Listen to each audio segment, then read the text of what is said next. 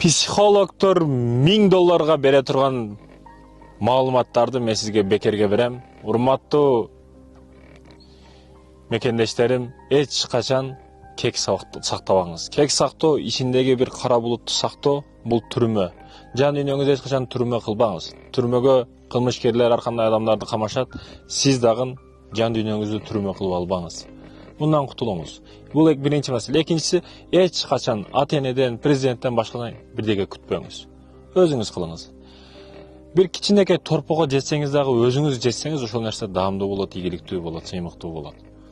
Бирок бир короо уй бирөөнүкү болсо, ал сиз жерде сиз жөн эле багуучу болуп калышыңыз мүмкүн да. Ошондуктан бирөөсү болсо да өзүңнүкү болсун, жеңил жүрөсүн. Эч нерсең жок болсо дагы жашоодо жеңил жүргөнгө эмне жетсин? Тынчтык менен жүргөнгө эмне жетсин?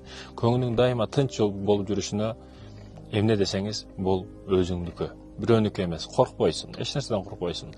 Артыңа бир тепсе эчтеке түшпөйт, бирок жеңилсиң ар дайым. Кенен уктап, кенен турасың.